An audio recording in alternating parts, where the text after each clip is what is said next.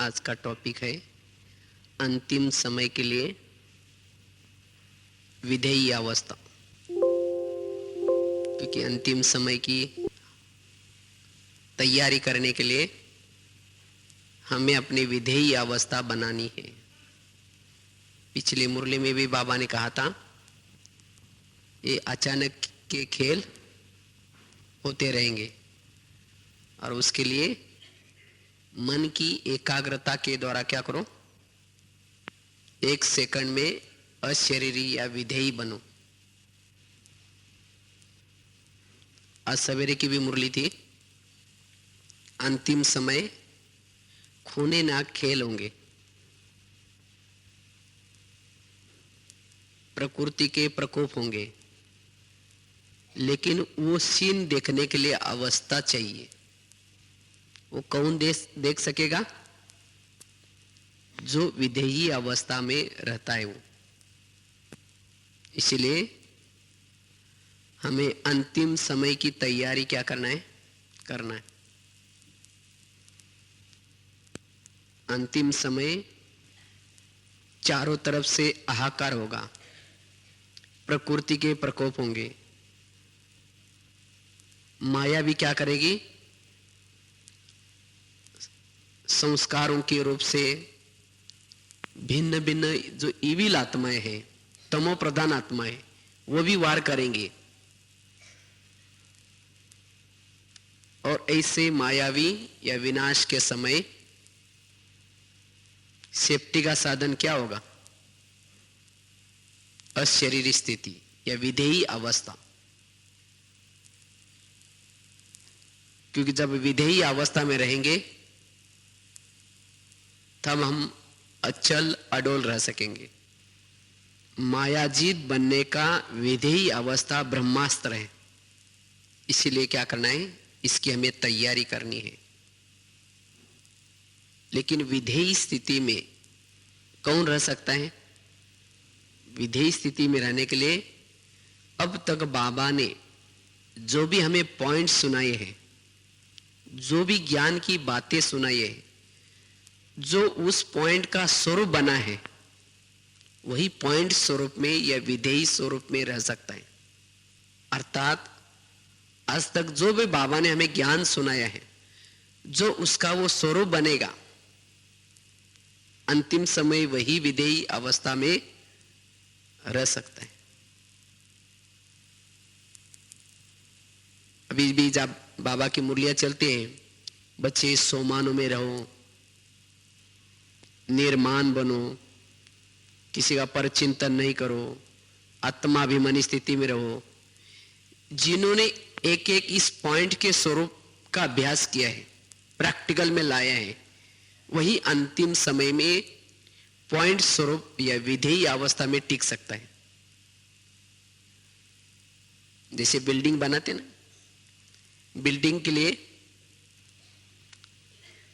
कुछ सपोर्ट भी देते हैं, कुछ ईंट डालते हैं, कुछ चूना लगाते हैं, सीमेंट, कई चीजें यूज आते हैं।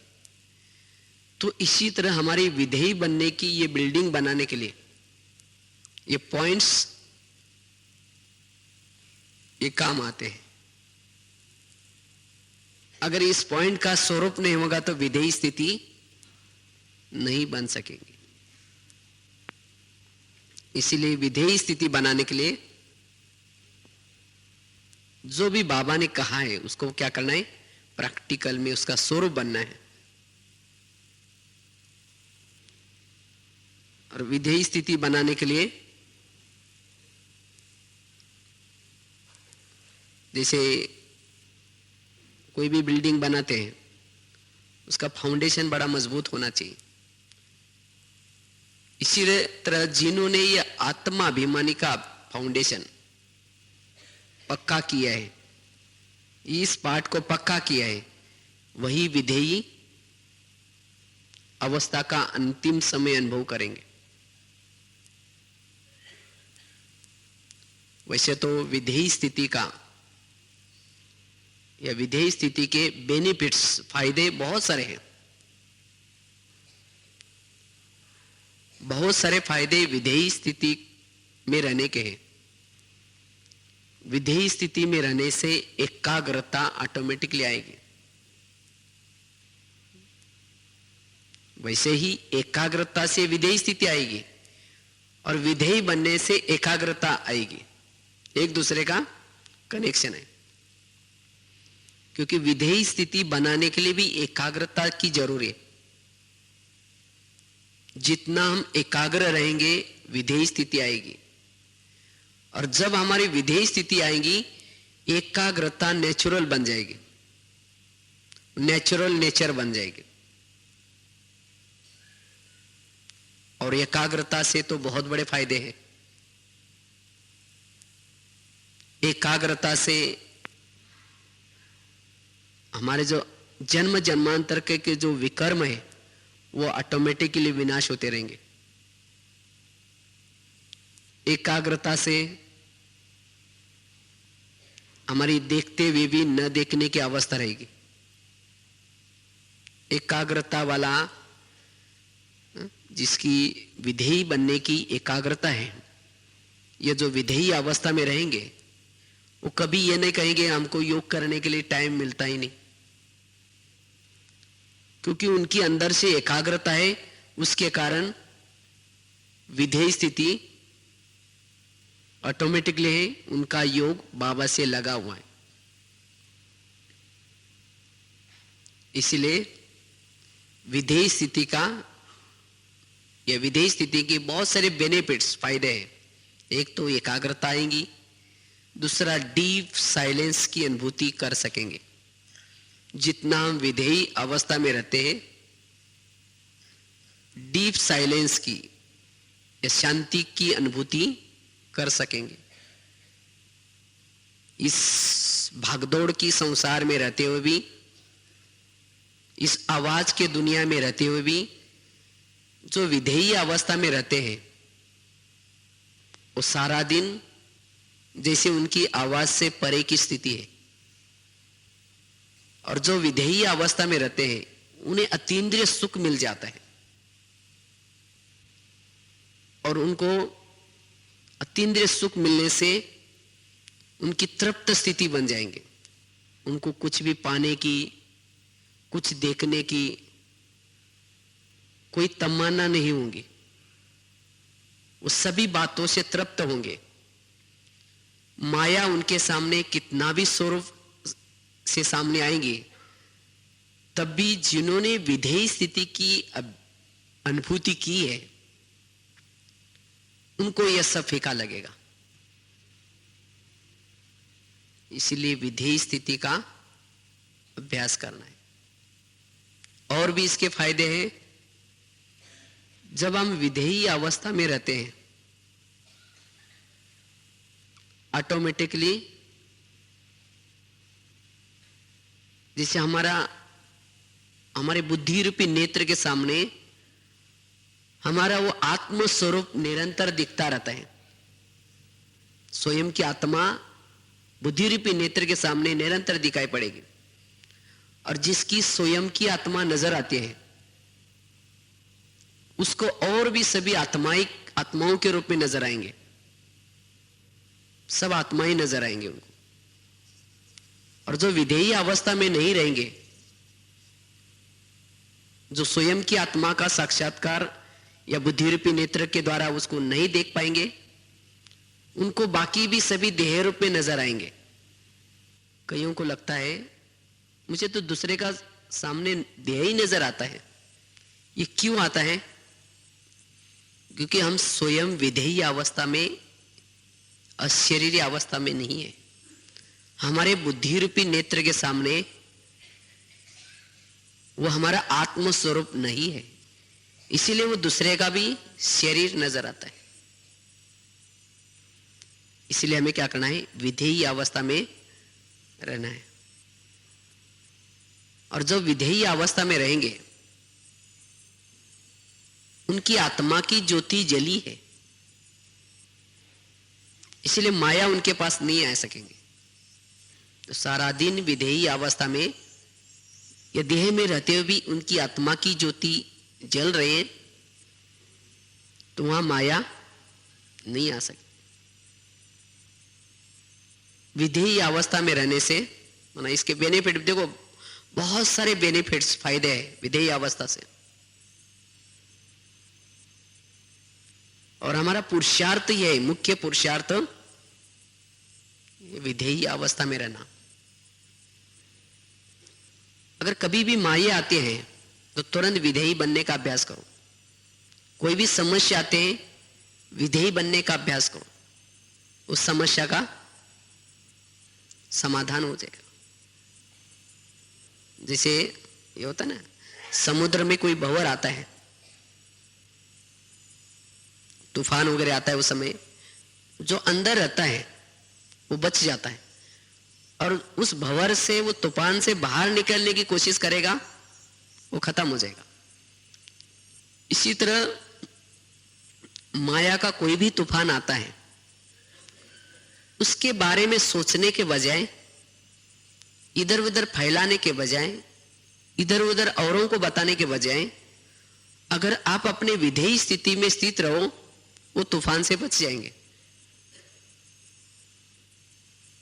हम क्या करते हैं, कोशिश करके, औरों को सुना करके, औरों को राय लेकर के वो तूफान में और ही फंस जाते हैं। इसीलिए विधेयी स्थिति सभी समस्या का समाधान है। विधेयी स्थिति से जितनी हमारी ये विधेयी अवस्था रहती है, सारा दिन देखते हुए भी न देखने की हमारी अवस्था रहेगी। जितना हम विधेयी अवस्था में रहते हैं, उतना भले हमारे आंख खुले हैं, कान खुले हैं, तो भी सुनते हुए भी न सुनने की, देखते हुए भी न देखने की अवस्था रहेगी, जिसको ही कहते हैं कर्मातीत अवस्था। कर्मातीत मतलब, जैसे बाबा ने एक बार बहुत अच्छे कहा था, आपकी अवस्था कर्मातीत के नजदीक आ रही है या नहीं, उसकी निशानी क्या है।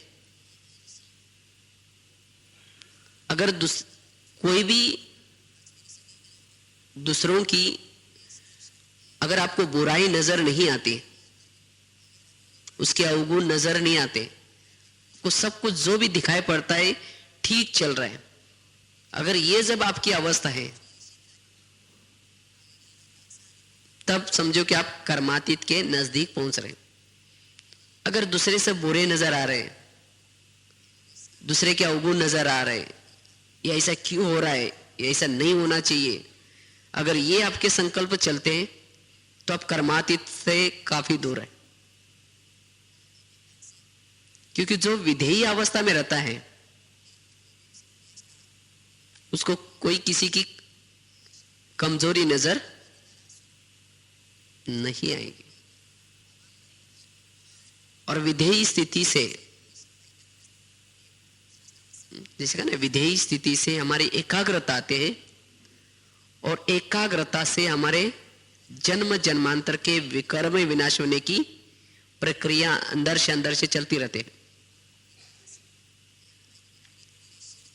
वैसे ही विधेयी स्थिति में रहने से हम शुद्ध वाइब्रेशंस फैला सकेंगे।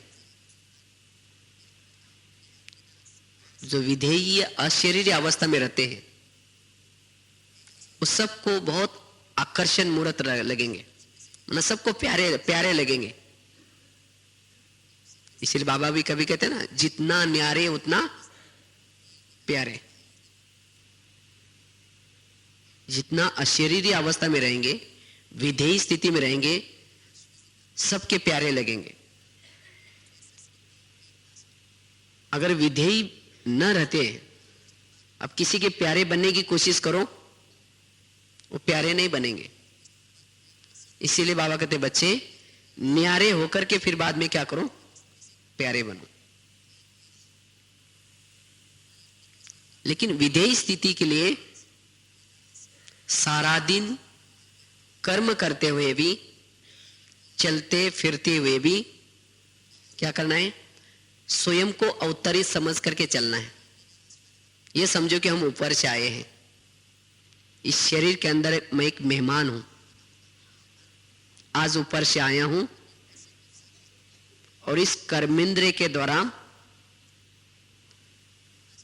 करण हार बन करके कर्म करवा रहा हूं। जब हमारी वो स्थिति है तब हमारी विधेयी अवस्था सहज रहेगी और उसकी अनुभूति हम कर पाएंगे। मैं ऊपर से आया हूं, इस शरीर मेरा मैं इसमें मेहमान हूं, ये मेरा गेस्ट हाउस है। मैं आत्मा इन कर्मेंद्र के द्वारा करण करावन हार या करण हार समझ करके इनसे कर्म करवा रहा हूं। जब वो स्थिति है तब हमारी विधेयी अवस्था सहज रहेगी और सारा दिन विधेयी रहने से अब उपराम रह सकेंगे, बेहद का वैराग आ जाएगा। ये भी बेनिफिट फायदा है। वैसे ही बाबा ने अभी कहा ना, इस वर्ष में क्या करो, वर्ष के शुरुआती में से क्या करो, बेहद का वैराग रखो। लेकिन बेहद का वैराग किनको आएगा? नेचुरल। जितना जो विधेयी रहेंगे उनको ऑटोमेटिकली बेहद का वैराग आएगा। बेहद का वैराग मतलब केवल सोचने से नहीं आएगा कि अभी समुद्र की लहरें आ गई, किसी का एक्सीडेंट हो गया। ये जब हम समाचार सुनते हैं तो समस्यानी वैराग आता है, बेहद का वैराग नहीं आता।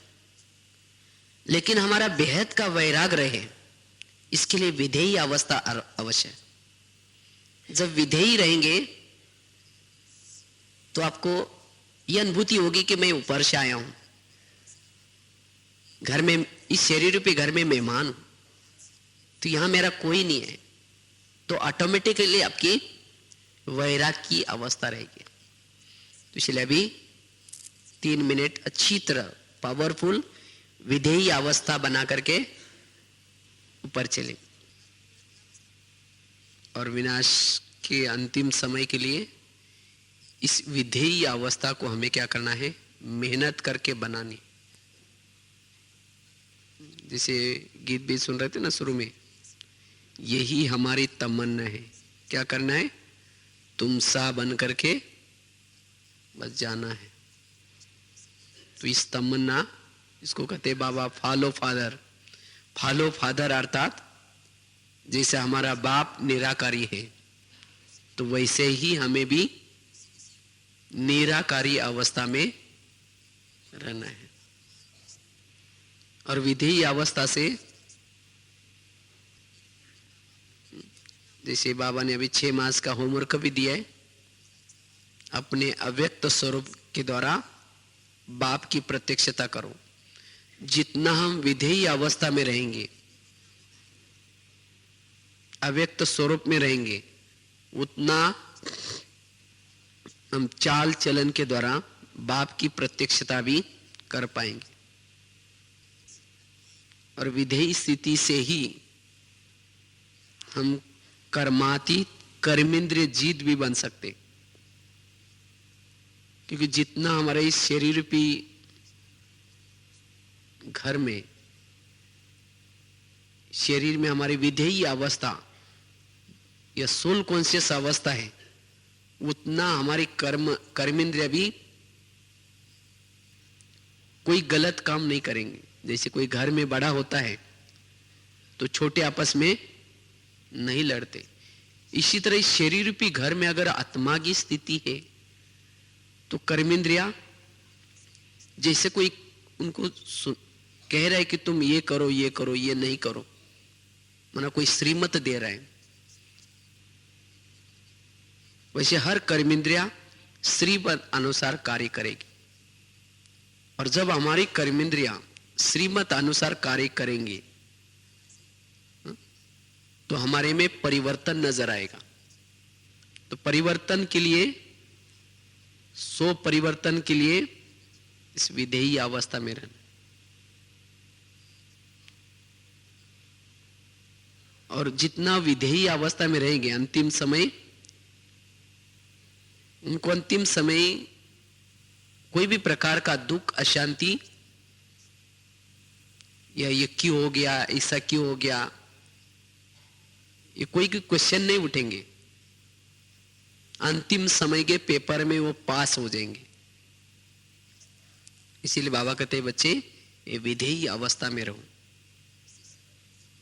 विधेयी अवस्था एवर रेडी की अवस्था है। कभी भी कुछ भी हो जाए अचानक, तो भी उस आत्मा के मन में ये नहीं रहेगा कि मैंने जीवन में ये नहीं किया, मैंने ये करना चाहिए था, मैंने योग भी करना चाहिए था, मैंने सेवा भी करना चाहिए था। उसकी कोई तमन्ना नहीं रहेगी उसका, क्योंकि विधेयी अवस्था अर्थात एवर रेडी, जब भी बाबा बुलाए तैयार। विधेयी अवस्था से सहन शक्ति आएगी, समाने की शक्ति आएगी, समेटने की शक्ति आएगी, अंतर्मुखता की शक्ति आएगी। अंतर्मुखी भी बन सकेगा वो, क्योंकि जो विधेयी अवस्था में रहता है, जिसे कहा ना, उसको अपने बुद्धि रूपी नेत्र के सामने स्वयं की आत्मा नजर आते, और जब स्वयं को देखता है उसको और कोई नजर नहीं आता, औरों के अवगुण नजर नहीं आते, जिसको कहते हैं अंतर्मुखी। और जो अंतर्मुखी है वो सदा सुखी है। बस उसको स्वयं के भाग्य के गीत गाता रहेगा, वाह मेरा भाग्य, मेरी आत्मा की ज्योति जग गई, वाह बाबा, शुक्रिया बाबा, यही वो गीत गाता रहेगा। इसलिए जो विधेयी है उनकी अंतर्मुख की स्थिति भी रहेगी, वो उपराम रहेंगे, न्यारे प्यारे रहेंगे, जैसे कहा ना आकर्षण मूर्त भी रहेंगे, सबके प्रिय बनेंगे। बहुत उसके फायदे हैं। इसीलिए बाबा कहते बच्चे क्या करो, ये विधेयी अवस्था में रहो। जैसे बीज में सारा झाड़ समाया है, इसी तरह जो विधेयी अवस्था में है उनके अंदर सभी शक्तियां, सभी गुण ऑटोमेटिकली आते रहेंगे। इसीलिए बाबा कहते बच्चे पहला लेसन सो अंत का लेसन। तो विधेयी अवस्था हमारी कब बनेगी? विधेयी अवस्था बनाने के लिए हम क्या करें? विधेयी अवस्था बनाने के लिए सारा समय कर्म करते हुए भी निमित्त और निर्माण बन करके करें। जितना हमारे में निमित्तता है, निर्माणता है, उतना वो विधेयी अवस्था में रहेगा। अगर सारा दिन कोई अभिमान है, मैंने ये किया, मैंने इतना सेवा की, मैंने ये किया, अगर ये मैपन है तो शाम को जब विधेयी बनेगा नहीं बन पाएगा, वो चिपक जाएगा, उसके वही संस्कार आएंगे, वही याद आएगा मैंने ये किया। उसकी बुद्धि उपराम होने के बजाय जो कुछ किया उसके संकल्प चलेंगे। इसलिए अभी भी बाबा ने कुछ दिन पहले 18 जनवरी की मुरली में कहा, क्या करो? निमित्त और निर्माण बनो। जो निमित्त और निर्माण रहते हैं वही विधेयी बनेंगे। जो अपने बुद्धि को, मन को कंट्रोलिंग पावर के द्वारा कंट्रोल करते हैं वही विधेयी अवस्था में रहते। नहीं तो मन कहीं भी भाग रहा है, बुद्धि कुछ भी दृश्य देखती जा रही, जिसका बुद्धि के ऊपर जिसका कंट्रोल नहीं है, मन के ऊपर कंट्रोल नहीं है, वो विधेयी अवस्था नहीं बना पाएगा। इसलिए विधेयी अवस्था बनाने के लिए क्या करना है? बुद्धि को भी कंट्रोल में रखना है, स्थिर रखने की कोशिश करनी है। जैसे अगर मुख को आप कहेंगे भाई चुप रह जाओ, तो मुख से चुप रह सकेंगे। ऐसे ही बुद्धि को भी क्या करना है? उस परमधाम को देखने में आधा घंटा तक लगाना है, या 10 मिनट 15 मिनट, वो परमधाम को ही देखे और कहीं देखे नहीं। जितना बुद्धि को स्थिर करेंगे, जितना मन को कम संकल्प चलाएंगे मन के अंदर, उतना विधेय स्थिति बनती रहेंगी। क्योंकि ये आत्मा की शक्तियों को नष्ट करने वाली दो चीजें हैं, मन और बुद्धि। जितना मन ज्यादा सोचता है उतना आत्मा की शक्ति कम होती है। जितना बुद्धि ज्यादा देखती है, बुद्धि ज्यादा देखती है, अर्थात कभी बुद्धि कहीं चली गई, कभी बुद्धि कहीं चली गई। जितना ये बुद्धि का नेत्र ज्यादा समय इधर उधर भागता है, उतनी भी आत्मा की शक्ति कम होती।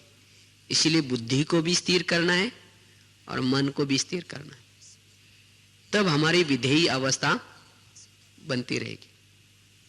एक तो कर्मों में निमित्त भाव, नम्रता का भाव, सारा दिन की कोई भी बातों में, कोई भी घटना में पॉजिटिव थिंकिंग।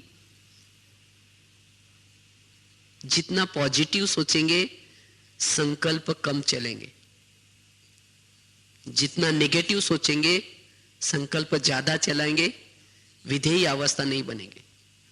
इसीलिए बाबा ने 31 तारीख के मुरली में कहा कि इस वर्ष में हाय और भाई को विदाई दो।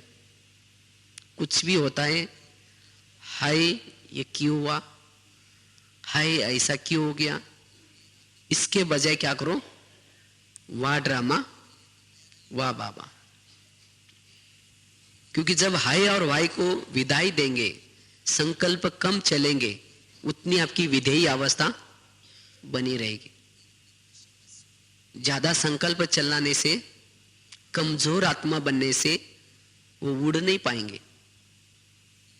इसीलिए पॉजिटिव थिंकिंग, कोई भी घटना हो जाए, कुछ भी बातें सामने आए, कोई बात नहीं, इसमें कल्याण है। समझो कोई माता को अपना पति तंग करता है, तो पॉजिटिव सोचो। कैसे पॉजिटिव सोचो? हो सकता है मैं भी इसका पति बन करके कभी तंग किया होगा, इसीलिए मुझे वो तंग कर रहा है, मेरा पूर्व जन्म का हिसाब किताब चुकता हो रहा है। अगर नहीं तंग करता तो फिर मुझे धर्मराजपुरी में सजा मिलती, तो अच्छा है। और जितना तंग करेगा उतना योग बाबा से लग जाएगा। अगर वो नहीं तंग करेगा तो वो पति से योग लगेगा, मेरा पति तो बहुत अच्छा है, हमें तो कभी तंग ही नहीं किया उन्होंने। तो उपराम होने के बजाय क्या हो जाएगा? तो इसीलिए हर विघ्नों में, हर बातों में पॉजिटिव सोचे। जितना पॉजिटिव थिंकिंग करेंगे उतना हाई और भाई खत्म हो जाएगा, विधेयी अवस्था बनेगी। तो इसीलिए विधेयी अवस्था बनाने के लिए एक तो बताया पॉजिटिव थिंकिंग, दूसरा बताया मन और बुद्धि की कंट्रोलिंग पावर, तीसरा सदा ही उपराम, पावरफुल अर्थात विधि पूर्वक। जैसे कोई बैटरी को चार्ज करते हैं, उसको प्लग के पास लेके जाते हैं, प्लग के अंदर क्या करते हैं?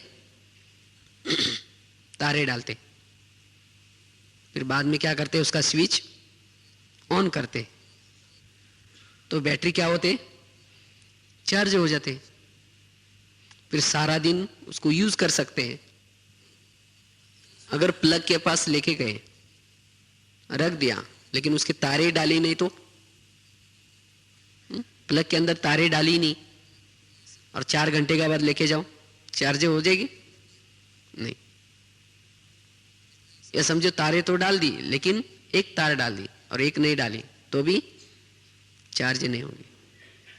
या समझो दोनों भी तारे डाली, लेकिन स्विच को ऑन नहीं किया, तो भी चार्ज नहीं। अच्छा, स्विच भी ऑन कर दिया लेकिन आधा घंटा तक निकालते रहे डालते रहे तो क्या हो जाएगा? नहीं चार्ज होगी। इसी तरह हमें भी क्या करना है, मेरी आत्मा की बैटरी को चार्ज करने के लिए अमृत वाला उठ करके क्या करना है, वो परमधाम में शिव बाबा है, प्लग है, लाइट हाउस, माइट हाउस, उससे सर्वशक्तिवान से शक्ति लेने के लिए हमारे मन और बुद्धि दो तारे हैं, उन तारों को वहां परमधाम में बाबा में लगाना है। तो उस सर्वशक्तिवान से करंट आता जाएगा और बैटरी चार्ज होगी। अगर योग में तो बैठ गए लेकिन मन बुद्धि ऊपर गई नहीं, चार्ज नहीं होंगे। समझो बुद्धि लगाया मन नहीं लगाया तो भी तो चेक करना है दोनों भी तारे प्लग के अंदर है, और प्लग के अंदर डाल करके ही नहीं बैठना है, लेकिन स्मृति का स्विच ऑन करो। क्योंकि योग में जब बैठते हैं वो ज्वाला योग में निर्माण होने के लिए, वो शक्ति निर्माण होने के लिए क्या करना है, स्मृति का स्विच ऑन करना है। वो मीठे बाबा, आपने तो हमें क्या से क्या बना दिया, हम कहाँ कीचड़ पट्टी में गिरे थे, कहाँ विकारों के गटर में गिरे थे, बाबा मीठे आपने क्या से क्या बनाया, कहाँ हमें लेके जा रहे। मना जब हम मन बुद्धि लगा करके वो बाबा ने मेरे लिए क्या क्या दिया, क्या क्या मेरे लिए प्राप्तियां हुई, अगर उस बाबा को सामने लाते हुए हम ये सोचेंगे तब उस योग की अगन निर्माण होगी। और उस योग के अगन में जैसे कुछ दिन बाबा ने ना अग्नि में जैसे क्या होता है, पाप दग्ध होते, ऐसे हमारे पाप भी दग्ध होंगे और साथ में हमारी आत्मा की बैटरी चार्ज होगी। इसीलिए क्या करना है, जब हम ऐसा अमृत वाला का योग पावरफुल करते हैं तो फिर सारा दिन आपकी विधेयी अवस्था बनी रहेगी। जैसे आपको लगेगा मैं अभी ऊपर से आया हूं, इस शरीर मेरा एक मंदिर है, मैं इसमें एक दीपक जला हूं, जलता हुआ दीपक की तरह हूं, मैं प्रकाश फैलाने के लिए नीचे आया हूं और मुझे फिर शाम को वापस जाना है। तो ये अवस्था रहेगी। और सारा दिन जो भी कुछ देखते हैं, जो भी कुछ कर्म करते हैं, उसमें आपका साक्षी भाव रहेगा। ये क्यों हुआ, ये क्यों कर रहा है, आपको लगेगा जो करेगा सो पाएगा, हमें क्या लेना देना। मतलब आपके संकल्प विकल्प भी ज्यादा नहीं चलेंगे और सारा दिन कर्मों में योगयुक्त अवस्था रहेगी। जिसकी विधेयी अवस्था है वो सारा दिन कर्म करते हुए भी वो योग युक्त रहेंगे। इसीलिए क्या करना है, एक तो हमें अमृत वेला का योग पावरफुल करना है ताकि हमारी वो विधेयी अवस्था सारा दिन बनी रहे।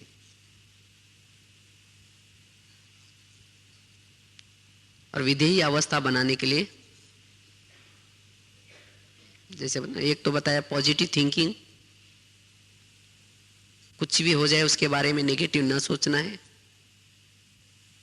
अमृत वेला का योग पावरफुल करना है और सारा दिन अटेंशन रखना है। क्या टेंशन रखना है, वैसे तो आप कभी आईने में देखते हैं, सवेरे शाम देखते होंगे नहाने के बाद। जब आप आईने में देखते हैं तो आईने में क्या देखते हैं, आईने के कांच को देखते हैं। जब आईने को जब देख रहे कांच को देखते हैं या अपनी खुद की प्रतिमा को देखते हैं, कल ध्यान से देखना। किसको देखते हैं, प्रतिमा को देखते हैं। इसी तरह सारा दिन भी हमें क्या करना है, जो भी किसी देहदारी को देखेंगे तो देहदारी समझो कांच है और उसके अंदर आत्मा क्या है, प्रतिमा है, तो उसको देखना है। कांच को कभी भी नहीं देखना है, क्योंकि जैसे हमारे अंदर आत्मा है वैसी उसके अंदर प्रतिमा आत्मा है दूसरी। तो प्रतिमा को देखो, कांच को नहीं देखो, क्योंकि जब हम आत्मा रूप में जब देखते हैं तो उससे हमारी एकाग्रता बनी रहती है। जब देह रूप में देखते हैं तो क्या होते हैं, एकाग्रता भंग हो जाते हैं, संकल्प विकल्प चलेंगे। इसलिए बाबा भी कहते हैं ना, शरीर क्या है, सांप है, इसके अंदर के मनी को देखो।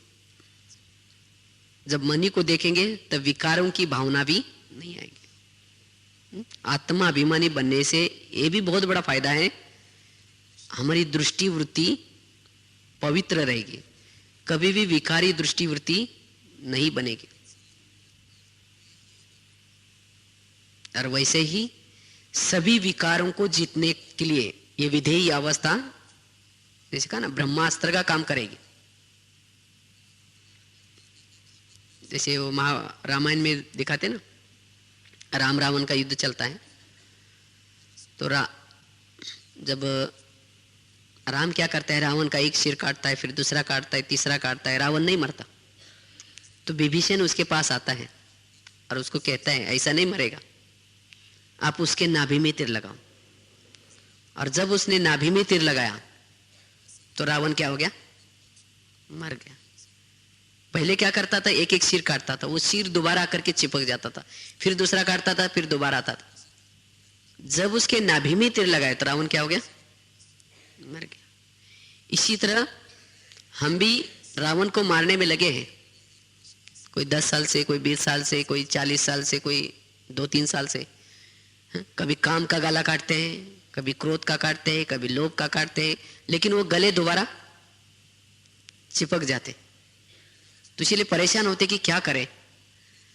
तो उसका सीक्रेट है ध्याभिमान। जब तक ध्याभिमान रूपी नाभि में तीर नहीं लगाएंगे तब तक रावण के गले नहीं कटेंगे। एक एक गला नहीं काटो, टाइम वेस्ट है, उसके नाभि में तीर लगाओ। विधेयी बनो, बस विधेयी बनो, अशरीरी बनो, सोल कॉन्शियस में रहो, तो उसके गले कट जाएंगे। क्योंकि सबसे बड़ा विकार कौन सा है, ध्याभिमान। काम आता है, क्रोध आता है, लोभ आता है, वो क्यों आता है, ध्याभिमान के कारण। इसलिए बाबा कहते बच्चे ध्येय अभिमान, विधेयी बनो। जैसे दिखाते ना वो दुर्योधन, उसके माताजी गांधारी, उसने क्या बोला था, जब आप आओ तो पट्टी खोलने वाली थी, क्योंकि उसके पास बहुत शक्ति थी। तो कहा कि लेकिन तुम कैसे आना, वस्त्र निकाल करके आना। लेकिन उसको शर्म आई, ध्याभिमान आया, उसने वस्त्र नहीं निकाला, तो जहां उसके वस्त्र थे वही कमजोरी रह गई, और लास्ट में उसमें उसको मारा गया।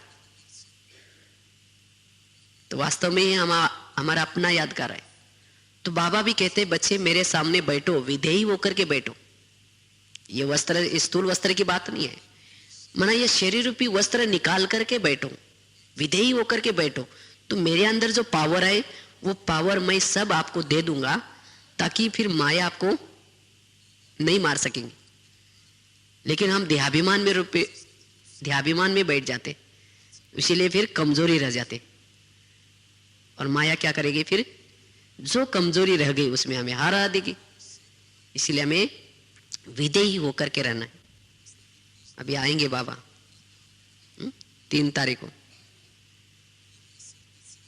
तो हमें यही प्रैक्टिस करनी है, विधेयी स्थिति में रहने की। जो विधेयी होकर के बाबा के सामने बैठो तो बाबा सर्वशक्तिवान चुंबक आपको अपने तरफ खींचेगा, बहुत शक्ति देगा। अगर ध्याभिमान में बैठेंगे तो बाबा की शक्ति की अनुभूति नहीं कर पाएंगे। कहते ना, ध्येय अभिमान रूपी सांडे बीम का आवाज क्या जाने। अगर ध्याभिमान में बैठेंगे तो बाबा की मुरली की जो साज है, उसका जो सुख है वो नहीं मिलेगा। जितना हम आत्मस्वरूप में बैठते हैं बहुत बड़ा सुख मिलता है। मुरली से भी सुख मिलेगा, चलते फिरते भी सुख मिलेगा, कर्म करने में भी सुख मिलेगा, तो इसलिए हमें इस पहले लेसन को चलते फिरते क्या करना है, पक्का करना है। सेवा करते चलते समय, जिसको कहते हैं अंतर्मुखी बनो, इसके लिए थोड़ा सा ये मुख रूपी बाजा को क्या करना पड़ेगा, बंद रखना पड़ेगा। अर्थात व्यर्थ बातों में जाएंगे तो फिर अंतर्मुखता आपकी नहीं रहेगी, और जब अंतर्मुखता नहीं है तब उस सोल कॉन्शियस का अभ्यास नहीं कर पाएंगे, वो विधेयी अवस्था का अभ्यास नहीं कर पाएंगे। इसलिए हमें क्या करना है, अंतर्मुखी होकर के ये अंदर से पक्का करना है, ताकि कर्म क्षेत्र पर आप लोगों को ये बहुत काम आएगा। इससे सहज योगी बन सकेंगे। विधेयी अवस्था, जितना विधेयी अवस्था में रहते हैं, बाबा सदा आपके साथ में है, ये आप अनुभव कर पाएंगे। इसलिए बाबा का ना, जब खुद को भूल जाते हैं तो खुदा क्या होता है, भूल जाते हैं। जब खुद की आप स्मृति में है तो बाबा भी सदा आपके साथ में, और जब बाबा साथ में है तो बाबा की सकाश आपको मिलती रहेगी, बाबा की शक्ति सदा मिलती रहेगी। तो बाबा को साथ में रखने के लिए सदा ही क्या करना है, अपने विधेयी स्वरूप में रहना है, विधेयी स्थिति में रहना है। और विधेयी स्थिति में रहेंगे और बाबा के सामने जब बैठेंगे, जैसे कहा ना चुंबक कोई जैसे सुई को खींचता है, वैसे जब अब योग में जब भी बैठेंगे या बाबा के सामने बैठेंगे, बहुत अच्छी शक्ति प्राप्त कर सके। नहीं तो कोई सुई को अगर कपड़े में लपेट करके चुंबक के सामने डालो तो चुंबक खींचेगा, इसका मतलब चुंबक ठीक नहीं, ऐसा है। चुंबक तो अच्छा है, लेकिन सुई को आपने क्या किया है, कपड़े में लपेट कर रखा है। इसी तरह अगर देहाभिमान में बैठेंगे, ये देह रूपी कपड़ा है, उस कपड़े को रख करके अगर बैठेंगे तो क्या हो जाएगा, वो सर्वशक्तिवान रूपी चुंबक नहीं खींचेगा। इसलिए हमें इस विधेयी अवस्था का क्या करना है, अभ्यास करना है। जितना ही हल्के बनेंगे, विधेयी होंगे, उतना क्या हो सकेंगे, उड़ सकेंगे। ऊपर उड़ने के लिए बाबा कहते हैं ड्रिल करो, एक्सरसाइज करो। कौन सी एक्सरसाइज, बीच बीच में हमें अभ्यास करना है। जैसे यहाँ अब एक एक घंटे में रिकॉर्ड बजता है, हर घंटे में 9 बजे 10 बजे 11 बजे 12 बजे एक एक घंटे में रिकॉर्ड बजता। तो हमें बीच बीच में क्या करना है, थोड़ी सी है एक्सरसाइज करनी है। 1 मिनट का होता है, ज्यादा समय का नहीं होता। 1 मिनट रुक करके क्या करो, विधेयी स्थिति का अभ्यास करो। जैसे दुनिया में भी क्या करते हैं, जिसके अंदर मोटापा होता है उसको डॉक्टर क्या बोलते हैं, हल्के बनने के लिए एक्सरसाइज करो और भोजन की क्या करो, परहेज करो। तो इसी तरह हमें भी हल्के बनने के लिए, जो आत्मा में मोटापा, अर्थात कौन सा मोटापा, अनेक पाप कर्म का, विकर्म का ये मोटापा आया है, तो हमें हल्के बनने के लिए क्या करना है, कौन सी एक्सरसाइज करना है, यही 1 सेकंड में परमधाम में जाने की, वहां थोड़ा रुक करके आने की, ये एक्सरसाइज बीच बीच में करनी। और भोजन कौन सा, शुद्ध भोजन, संकल्प का भोजन। जितना शुद्ध संकल्प करेंगे उतना आपका आत्मा का मोटापा क्या हो जाएगा, कम हो जाएगा। अगर आप सारा दिन ये एक्सरसाइज नहीं करते, मानो ऊपर नीचे जाने की, बस एक अमृत वाला योग किया, उसके बाद हम अपने कामों में बिजी रहे, सारा दिन किसने क्या बोला, कुछ बोला, व्यर्थ बातों का चिंतन किया, भारी होंगे तो भारी ऊपर कैसे उड़ सकेंगे। इसीलिए सारा दिन क्या करना है, शुद्ध संकल्प का भोजन खाना है,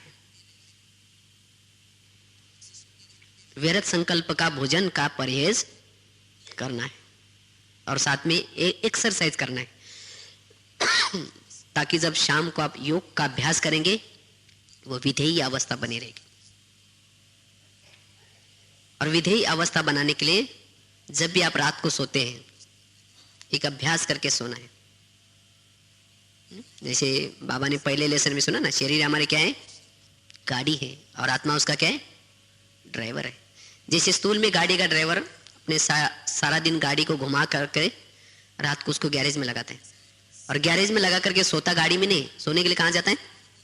अपने घर में जाता है। इसी तरह शरीर रूपी गाड़ी को क्या करना है? सारा दिन घुमा फिरा करके कर्म करवा करके रात को क्या करना है? बेड रूपी गैरेज में रखना है, और सोने के लिए कहाँ जाना है? अपने परम धाम रूपी घर में। और जब वहां जाएंगे तो बाबा का समाचार सुना करके जब तकिया पर सिर रखते हैं, समझो कि ब्रह्मा बाबा के गोदी में सिर रख रहे हैं। फिर सवेरे उठेंगे, गुड मॉर्निंग करके नीचे आओ, तो सारा दिन आप अनुभव करेंगे कि मैं ऊपर से आया हूं, ये मेरी गाड़ी है, दो मेरे कांच है, इसमें बैठ करके मैं इस गाड़ी को चला रहा हूं, मैं विदेही हूं, मैं इस घर में मेहमान हूं, ये शरीर मेरा ऑफिस है। तो ऐसा हमें क्या करना है? ये विधेयी स्थिति का अभ्यास करना है, ताकि अंतिम समय कोई भी दर्दनाक सीन आए तो उसके अंदर हमें भय नहीं लगेगा। जो विधेयी नहीं है, देभान में है, उनको विनाश का डर लगेगा, और वो डर में शरीर छोड़ेंगे तो क्या देवता बन सकेंगे? हा? जैसे आजकल के कोई बच्चा जन्म लेता है, बहुत रोता है, इतना रोएगा, डरेगा। क्यों डरता है? क्योंकि उसका जो मृत्यु है एक्सीडेंट से, या कोई ना कोई किसी ने उसका खून मर्डर किया है, इसीलिए उसको डर लग रहा है वो आत्मा को। तो इसीलिए हमें अंतिम समय भी कोई भी प्रकार का डर न लगे, किसी का भय न लगे, एकदम शांति में योग युक्त होकर के शरीर छोड़े, वही सत्युग में उसके वही संस्कार जाएंगे, वो देवता स्वरूप में रहेंगे। इसीलिए अंतिम समय के लिए ये विधेयी स्थिति में रहने का अभ्यास करना है, जिसे निर्भय भी बनेंगे और देवताई गुण ऑटोमेटिकली, विधेयी स्थिति में रहने से देवताई गुण भी ऑटोमेटिकली आएंगे। क्योंकि विधेयी स्थिति ये गुणों का गुण जो है वो विधेयी स्थिति का रिजल्ट है। तो ऐसे हमें मधुबन में प्रैक्टिस करनी। ठीक है। अच्छा, ओम शांति।